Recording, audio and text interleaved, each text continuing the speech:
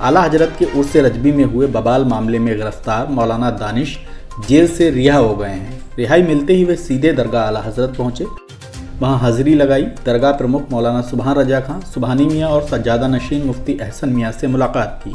इसके बाद पुराना शहर स्थित अपने घर के लिए रवाना हुए। सोमवार को ही बरेली की एक अदालत ने मौलाना दानिश को जमानत दी थी। उत्तर प्रदेश के बरेली में 2 से 4 अक्टूबर तक आला हजरत का उर्स रजबी मनाया गया, जिसमें लाखों जायरीन की भीड़ उमड़ी थी। उर्स के आखिरी दिन यानी कुल के रोज पुलिस ने जगह जगह बैरिकेडिंग लगाकर मेहमानों को रोका।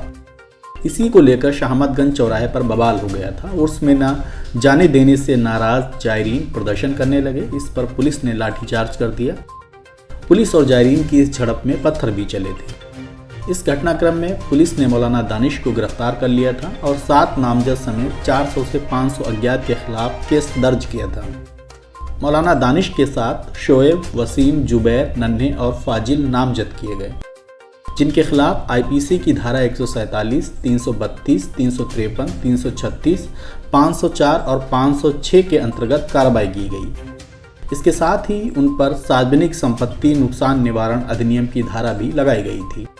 इसको लेकर पुलिस और दरगाह प्रबंधन आमने सामने आ गए थे। दरगाह प्रमुख मौलाना सुभान रजा खां, सुबहानी मियाँ ने प्रशासन को अल्टीमेटम दिया था कि अगर मौलाना दानिश की रिहाई ना हुई और जायरीनों पर दर्ज केस वापस ना लिए गए तो वह खुद गिरफ्तारी देंगे। बीते शुक्रवार तक का उनका अल्टीमेटम था, जो समाप्त हो चुका है, इसलिए क्योंकि उलेमा की एक मीटिंग हुई और सभी तथ्यों को सामने रखा गया, जिसमें कहा गया कि मौलाना दानिश सोमवार को रिहा हो जाएंगे। शनिवार और रविवार के अवकाश की वजह से 2 दिन उन्हें जेल में ही रहना होगा। सज्जादा नशीन मुफ्ती अहसन मियाँ की सदारत में हुई इस मीटिंग में पुलिस प्रशासन के आश्वासन के आधार पर यह फैसला लिया गया कि प्रशासन को 22 अक्टूबर तक का वक्त दे दिया जाए। इस दरमियान अगर मांगे पूरी नहीं होती हैं तो फिर जेल भरो आंदोलन किया जाएगा।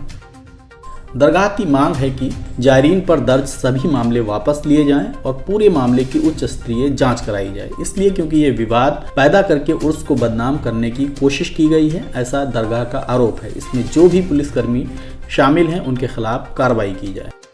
दरगाह के मीडिया प्रभारी नासिर कुरैशी के मुताबिक मौलाना दानिश जमानत पर रिहा हो गए हैं। जेल से छूटने के बाद वे सीधे दरगाह पहुंचे, जहां उन्होंने दरगाह प्रमुख और सज्जादा नशीन से मुलाकात की है। दरगाह की ओर से मुफ्ती सलीम नूरी, परवेज नूरी, नासिर कुरैशी, औरंगजेब नूरी की एक पूरी टीम तैनात की गई थी।